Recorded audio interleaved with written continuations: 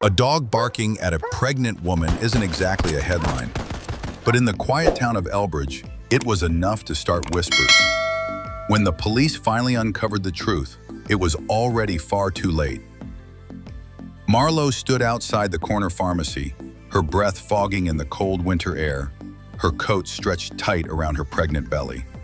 Snow clung to the edges of her boots. She hadn't been here long, but she already felt the weight of curious eyes on her back.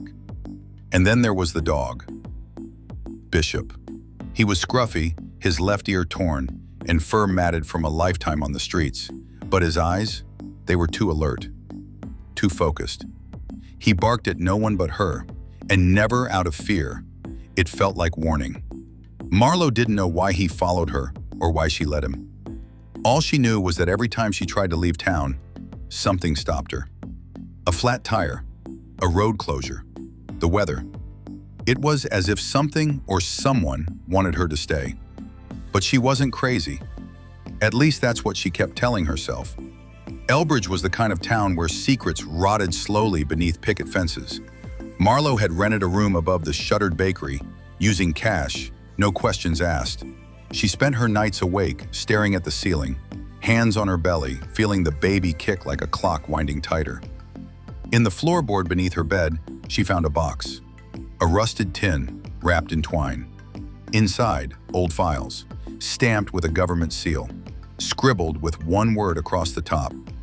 Her hands trembled as she flipped through the pages. Blurred photos, encrypted data, a list of subjects. Test groups, code names. And then, her name, Marlo Jensen. Bishop growled at the open window. Across the street, a man in a long coat stood motionless, watching. That night, her phone rang. A number she didn't recognize. A voice she did. Calmly. "You're not crazy, Marlo." Knowing. "You're waking up." The next morning, she met Officer Thatcher. He was older, calm-eyed, with a past that whispered through every motion. Military. Disciplined. Damaged.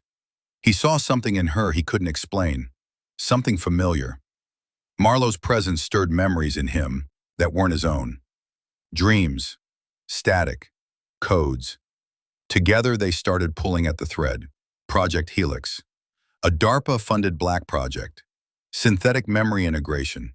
Genetic patterning. Neural synchronization. And Marlo wasn't just a participant, she was the catalyst. Her unborn child wasn't just alive, it was broadcast. Meanwhile, deep in the forest near Scranton, Kane pressed through the snow, breath sharp, fingers stiff, heart heavy. The files in his pack didn't just weigh him down, they haunted him. Every step forward meant he was one step further from being erased. Behind him, the hum of tires on ice echoed like a warning bell. A black vehicle followed, headlights off, steady and slow. They weren't searching, they were hunting. In a town miles away, Marlo sat upright in the back seat of Thatcher's SUV. Her pulse raced, her vision blurred. "They found him," she whispered. Thatcher twisted around. "Urgent." "Where?" Breathes heavily. "I don't know," she breathed, frantic. "But he's in danger, I can feel it, like static behind my eyes." Cassandra, seated beside Thatcher, floored the gas. A ghost from another life. A burned operative turned rogue. Coldly, "Then we don't wait for coordinates," she said. "We go. Now." That night, as Kane stumbled across a frozen creek, a mechanical voice rang out through the trees. Mechanical voice. "Asset 6, AO2, halt." 3 operatives stepped out, weapons drawn, movements precise. Kane's breath caught in his throat, then a flash of movement. Bishop launched from the darkness, teeth bared, slamming into the nearest Rion soldier.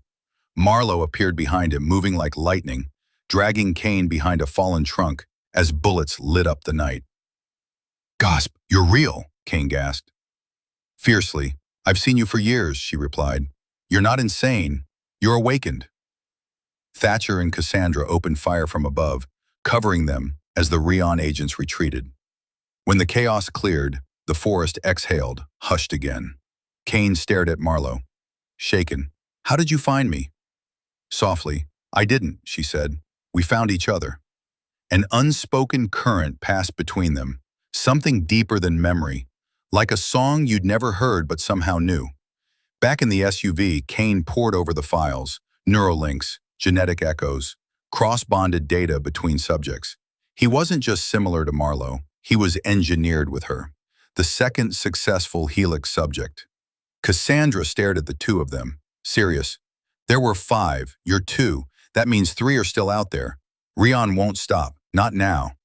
Marlowe looked to Kane, thoughtful. Do you feel it? He nodded, hesitant, like noise in my head. A voice not quite tuned in, quietly. That's them, she said, the others. Thatcher stepped inside, brushing snow from his jacket. Grave. We intercepted chatter. Rion isn't backing down. They're launching a full sweep. Either activate the rest or erase them. Cassandra turned toward the window. A storm was rising again. This was never about who lived, she murmured. It was about who survived long enough to matter. Marlowe stood tall, determination in her eyes. Determined. Then we don't run. We find them. We end it. Kane blinked, questioning. You're not afraid? I am, she said, fingers curling around the ticking pocket watch. Determined.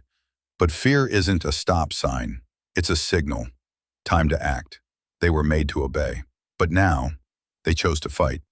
The facility in North Carolina looked abandoned. Rusted fencing, broken signs, silence thick as fog. But the signal was still live. Marlowe could feel it, like a heartbeat buried beneath earth and concrete. This is where it all began, Cassandra murmured. Thatcher parked the SUV near a grove of pine trees. Bishop growled low, ears up. Kane stepped out slowly, scanning the horizon. Cautious. They're still inside. The 5 of them descended into the forgotten Helix compound. Marlowe, Kane, Cassandra, Thatcher, and Bishop. The air turned colder with each step. The deeper they went, the more vivid the hallucinations grew. But they weren't hallucinations. They were memories. Shared ones. Not from past experiences, but from programming. They reached a chamber where 3 isolation pods stood humming faintly. The remaining subjects, Assets 9K, 3W, and 7R, were awake, eyes open, waiting. One of them, a girl with silver-flecked irises, stepped forward. We've seen you, she said softly, knowing. In the dark, in the noise, we felt you coming. Kane approached cautiously, firmly. We're here to end it, the girl nodded, calmly. Then it has already begun. Bishop barked once, sharp and certain. Behind them, the door sealed shut. Lights flickered, screens blinked awake, an old operating system spun up, loading protocols Marlowe hadn't heard since the dreams began. Project Helix was trying to restart. Flashback. 18 years ago. A cold lab in Arlington.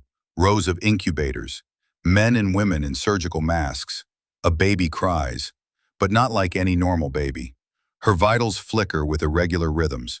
Her neural patterns spike unnaturally. Marlowe. Beside her, another pod. Kane.